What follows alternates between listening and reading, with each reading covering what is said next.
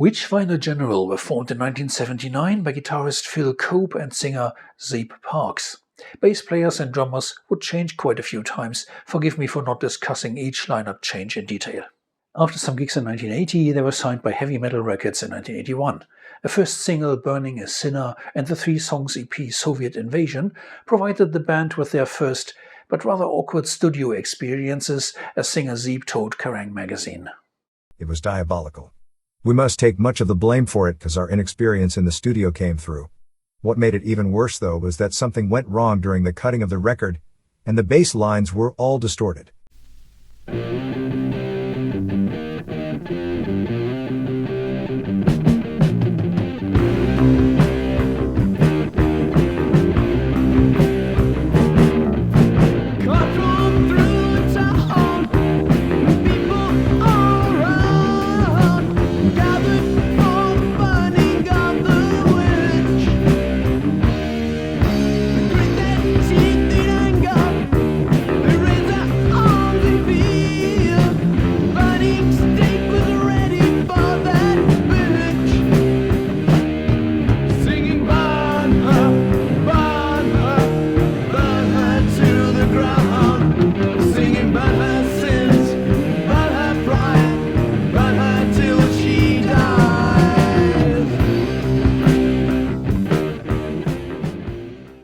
Afterwards, they felt nevertheless ready to record their debut album Death Penalty in just 3 days, May 1982.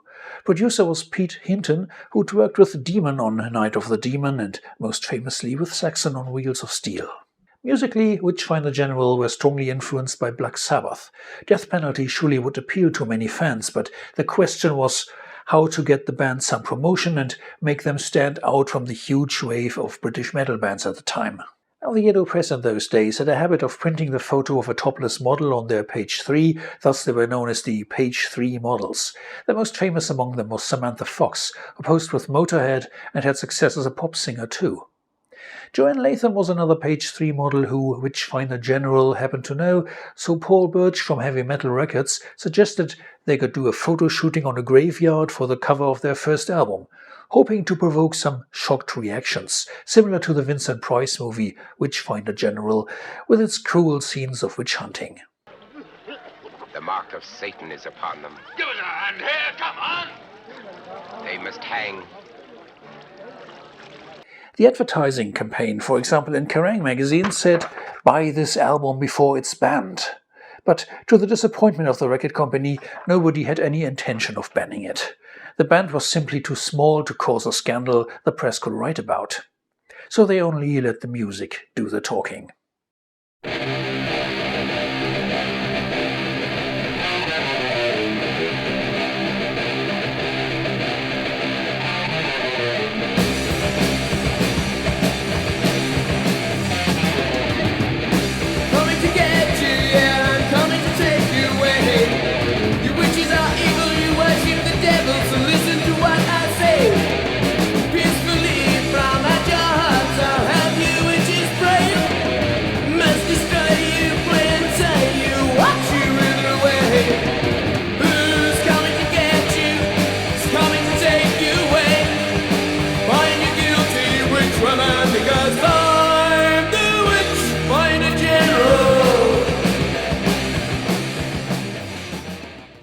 The cover disguises the fact that Witchfinder General were wrestling with lineup problems again. They had no bass player during the album session, so guitarist Phil would play bass too. To show 4 band members on the cover, a roadie posed as the 4th band member and was nicknamed Wolfie Trope for that purpose. They hoped to get the support slot for Saxon on their forthcoming tour, but getting a new bass player and rehearsing took them finally too long. Phil Cope said in an interview that they lost this chance and eventually didn't play any shows in 1982.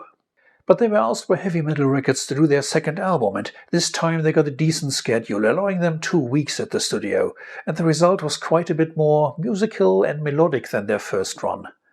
Music was a catchy single, and I Lost You, the most quiet tune of the band so far. Entitled Friends of Hell, the second long player was released in 1983.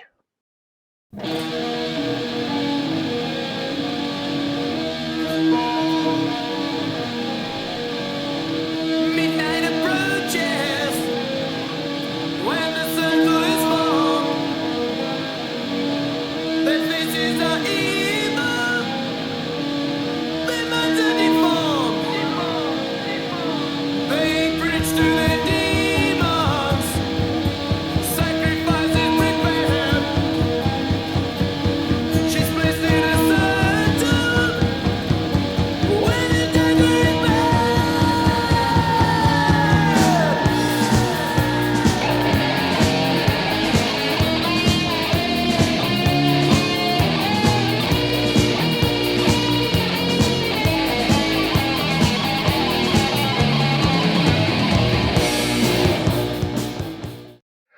While the first album became a Doom classic, the second LP hasn't got the same reputation. Probably that's because the songs of the debut had had 2 years to grow, since they were already played live before being recorded. The material of Friends of Hell was written within a few weeks before the recording. Phil Cope said regretfully in an interview with the Witchfinder General website, "Looking back on Friends of Hell now, it's got its moments, but I don't think the material stood up to Death Penalty. I think I personally let the band down slightly on that, because the writing was rushed. I had a copy of Friends of Hell on silver vinyl, but they must have used a strange chemical to create that silver surface, because after about 20 years the LP kind of disintegrated. The only vinyl I ever had which was capable of self-destruction and was not playable anymore. My picture disc, also a 1983 first pressing, is fortunately still fine." Talking about pictures, the cover artwork boldly attempted to exceed the debut with not 1 but 5 topless ladies, which is rather a confused mess than a good artwork. But the pic on the back with policemen arresting the band — the police are just actors of course — makes clear that it is intended to be comedy rather than horror. The band toured in 1983, but with little success, because the release of the LP was delayed and the new songs they played were unknown yet to the audience. Witchfinder General never played outside England, by the way, contrary to some rumors. In 1984 they spent all of their money to get out of the deal with Heavy Metal Records, but a new, better deal with another company for the third album wasn't offered as they had hoped. So the band split up, basically being broke, having to get other jobs to pay their bills now.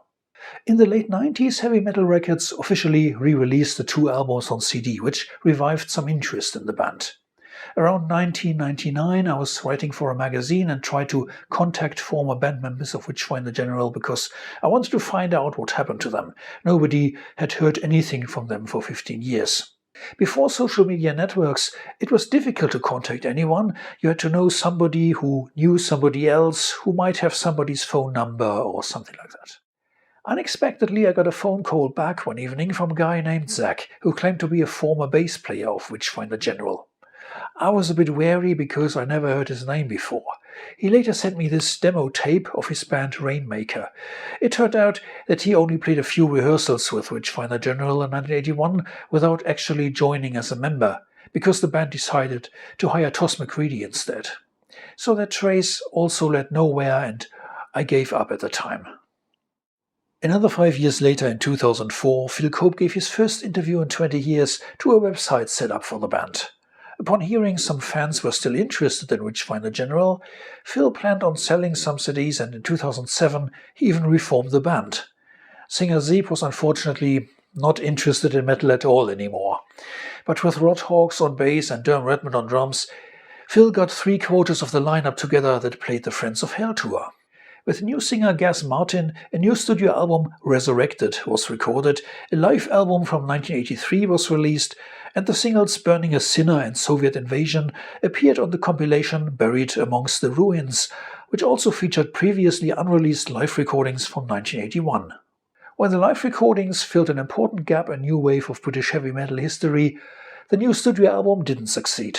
The singer is always the most difficult member to replace, and Gaz was not the most gifted vocalist, speaking and shouting his lines rather than singing them. I like the deep, distorted sound of the album, though. In 1984, Witchfinder General had considered adding keyboards for a possible third album, but in 2007 they returned to guitar-orientated doom.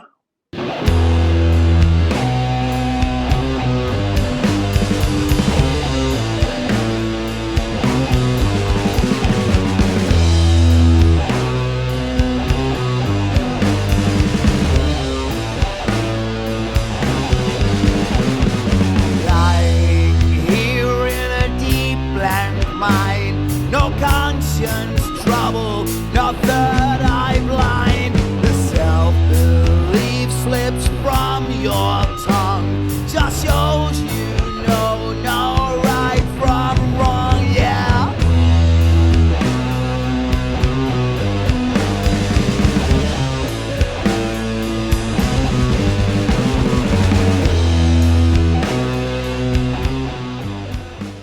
Even if their attempt at a comeback failed, Witchfinder General were an important band for both the NWOBHM and the Doom scene.